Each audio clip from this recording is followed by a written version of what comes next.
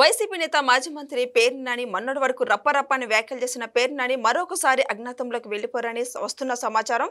అయితే ఇక అరెస్ట్ కాబోతున్నారని సమాచారం వస్తుంది. ఇక నెక్స్ట్ ఏం జరగబోతుందో పేర్ని నాని విషయంలో ఇలాంటి డిస్కషన్ చేసే ముందు స్టూడియోలో ఉన్నారు అనలిస్ట్ అశోక్ కుమార్ గారు ఉన్నారు. వారిని అడిగే విషయాలను తెలుసుకునే ప్రయత్నం చేద్దాం. నమస్కారం అశోక్. నమస్తే అండి. పేర్ని నాని మొన్నటి వరకు రప్పరప్పని వ్యాఖ్యలు చేసిన పేర్ని నాని మరొకసారి అజ్ఞాతంలోకి వెళ్లిపోరని సమాచారం వస్తుంది.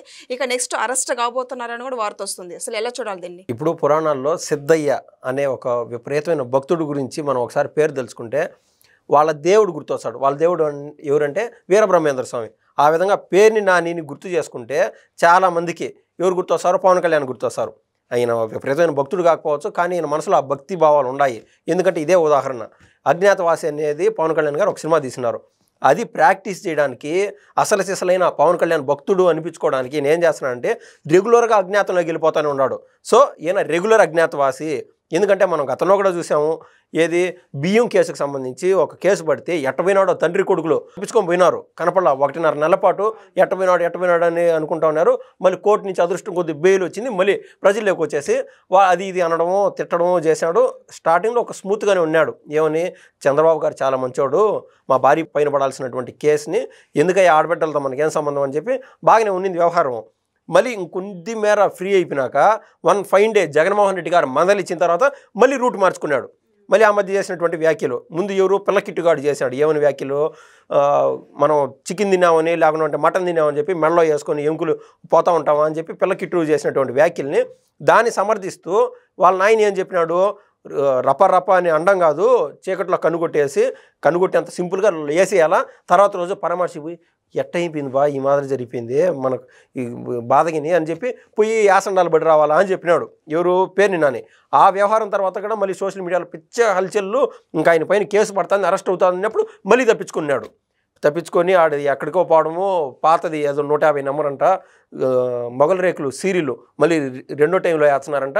అవి మధ్యాహ్నం పూట చూస్తూ ఉండేది, చికెన్ బిర్యానీలతో కాలక్షేపం చేస్తూ వచ్చానని చెప్పి బందరు ప్రజలు కోడైకొస్తున్నారు.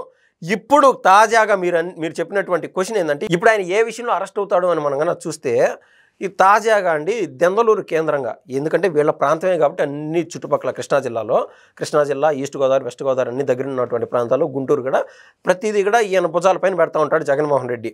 అక్కడ ఏం జరిగింది, టీడీపీకి సంబంధించినటువంటి ఎమ్మెల్యే చింతమనేని ప్రభాకర్ గారికి మధ్య, అదేవిధంగా మాజీ ఎమ్మెల్యే అయినటువంటి అబ్బాయి చౌదరికి మధ్య చిన్నపాటి గొడవ. అసలు ఆ గొడవ ఎందుకు తలెత్తింది అనేది అనేక మార్లు చింతమనేని ప్రభాకర్ గారు అనేక మార్లు చెప్పినారు. ఏమన్నాడంటే, గతంలో పనులు చేయించుకొని కొల్లేరు లేకు దరిదాపుల్లో అక్కడ కూలీలకి ఈయన డబ్బులు ఎగరగొట్టేస్తున్నాడు. కొన్ని లక్షల రూపాయల డబ్బులు రావాలా, అది ఎగరగొట్టేసి ఓడిపోయినా కదా అని చెప్పి ఈయన ఎవరికి డబ్బులు ఇచ్చినటువంటి దాఖలాలు లేవు. అందుకు అక్కడ ఏం చేస్తున్నారంటే, ఆ కూలీలు వాళ్ళ ఇంటి దగ్గర పోయి వంట వార్పు కార్యక్రమాలు చేస్తున్నారు అని చెప్పినాడు. అదంతా చాలాసార్లు అనేక మార్లు చెప్పినాడండి. ఇప్పుడు ఎన్ని రోజులు పేషెన్స్ ఉంటుంది ఎవరికైనా? ఇప్పుడు వీళ్ళు ఏం చేశారు, వాళ్ళు చాలా లేక దూరినారు. ఎవరైతే డబ్బులు రావాలనో ఆ కూలీలు అక్కడ చాలా లేక దూరి ఆ చెట్టు ఈ చెట్టు కట్ చేశారు, 2-3 చెట్లు కట్ చేశారు. ఇది అదునుగా చూసుకొని మళ్ళీ అక్కడ ఆ యొక్క నియోజకవర్గంలో, దెందలూరు నియోజకవర్గంలో హైప్ వస్తుందని చెప్పి అబ్బాయి చౌదరి ఓవర్ యాక్షన్ చేయడం మొదలుపెట్టినాడు. అందులో భాగంగా ఏదో చిన్నపాటి గొడవ జరిగితే ఆయనకి మద్దతు కోసం పేర్ని నాని ఆడ దాకా పోయినాడు. అక్కడ దాకా బాగానే ఉంది కదా, ఆడికి పోయి ఆయన చేసినటువంటి వ్యాఖ్యలు సేమ్ అదే. ఇదేది ఒళ్ళు బలిస్తే ఉన్నటువంటి మాటలు ఉంటాయి కదండి, పంది బలిస్తే నంది కాదు కదా అంటారు కదా బాలకృష్ణ గారు ఒక సినిమాలో డైలాగ్. ఆ విధంగా ఆయన కన్ను మిన్ను తెలుగుంటే ఏమన్నాడు, ఒక అబ్బాయి చౌదరి చచ్చిపోతే 1000 మంది అబ్బాయి చౌదరిలు పడతాడు అన్నాడు. అసలు అది అప్రస్తుతం.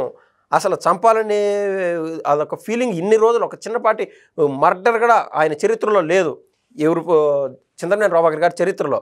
దాన్ని బట్టి అర్థం చేసుకోవచ్చు, కావాలని రెచ్చగొట్టడం. ఏదేమైనా కూడా బాబు గారు ఇచ్చినటువంటి లైన్ కట్టుబడేటువంటి టీడీపీ సైనికులు ఉన్నారు. సో చింతమనేని ప్రభాకర్ గారు కూడా ఆ లైన్ దాటరు. ఇటువంటి మాటలు చెప్పలేనటువంటి ఇలా విపరీతమైన మాటలు మాట్లాడడం వల్ల ఏం జరిగిందంటే, ఆ రోజున ఆయన పైన ఇటువంటి విపరీతమైన వ్యాఖ్యలతో పాటు ఆయన పోలీసు వాళ్ళు ఎవరైతే వచ్చినారో వాళ్ళ విధులకి అడ్డపడే విధంగా, ఏది గవర్నమెంట్ అఫీషియల్స్ విధులకి అడ్డపడితే అదొక కేసు, అదేవిధంగా రెచ్చగొట్టే వ్యాఖ్యలు చేసినందుకు మరో కేసు, ఇలా ఆయన పైన కేసులు పడినాయి. ఇప్పుడు అందుకు ఆయన తప్పించుకొని తిరుగుతున్నాడు. ఇది పెద్ద విషయం కాదండి, 3 రోజుల్లోనో 4 రోజుల్లోనో బెయిల్ వస్తుంది, లేకుంటే 1 నెలలో బెయిల్ వస్తుంది, పెద్ద మ్యాటర్ ఏం కాదు. ఇప్పుడు ఆయన ఏం చేసినాడు, తప్పించుకొని పోయి హైకోర్టులో బెయిల్కి అప్లై చేసుకున్నాడు. హైకోర్టు వారు ఏం చేశారు, నాయన నువ్వు చేసింది చిన్న వ్యాఖ్యలు కాదు, గతంలో కూడా ఉన్నాయి, అది పక్కన పెడితే ఇప్పుడు కూడా హాట్ వ్యాఖ్యలు చేశావు అంటే, ఒకరేమో రే అమ్మలక్కలు తిడతాడు, అవతలోడు గమ్మన ఉండాలా, అన్న సరే నాన్న తలదించుకొని ఉండలేరు కదా, వాడు కూడా నీ అమ్మ అని రిటర్న్ అంటాడు 100%. ఆ రకాన్ని ఇతను రెచ్చగొట్టాడో ఆ అవతల రెచ్చిపోతే శాంతి భద్రతలు ఇబ్బంది పడతారని ఆయన్ని జైల్లో గన వేస్తే వీళ్ళ యొక్క ఏదైతే వీళ్ళ అగ్రెసివ్నెస్, వీళ్ళ యాంగ్రీనెస్ అన్నీ కూల్ అయిపోతాయి. కాబట్టి ఆయన అరెస్ట్కు ఉపక్రమించండి అని చెప్పి హైకోర్టు ఈ యొక్క బెయిల్ క్యాన్సిల్ చేసేసింది.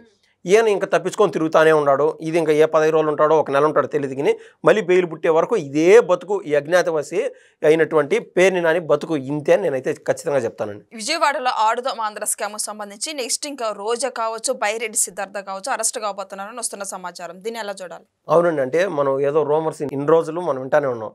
ఇది విజిలెన్స్ యొక్క దర్యాప్తు ముమ్మరం అయిపోయింది, వీళ్ళు ఏ నిమిషం అరెస్ట్ అవ్వచ్చు అని మనం వింటా ఉన్నాము. కానీ ఎవరు ఈ ఒక వ్యాలిడ్ పర్సన్ కానీ, లేదా ఒక ఆథెంటికేటెడ్ పర్సన్, లేదా ఒక హోదాలో ఉండే పర్సన్ చెప్పినప్పుడు మనం ఖచ్చితంగా నమ్మాలా. ముఖ్యంగా ఈ శాప్ చైర్మన్ అయినటువంటి రవినాయుడు గారు ఒక మాట కీలకంగా ఒక మాట చెప్పినాడు. ఏ సందర్భంగా చెప్పినాడంటే 2029లో నేషనల్ గేమ్స్ జరుగుతున్నాయని చెప్పి ఈ సందర్భంగా చెప్పినాడు. ఆడ విలేకరులు అడిగినటువంటి ప్రశ్నలకు ఆయన ఓపెన్గా చెప్పినాడు. ఏమనంటే ఈ యొక్క విజిలెన్స్ దర్యాప్తులు పూర్తిగా కంప్లీట్ అయిపోయినాయి. ఇన్ని రోజులు మనం 119 కోట్లు అనుకున్నాం కదా ఈ యొక్క కుంభకోణము, అది 125 కోట్లు.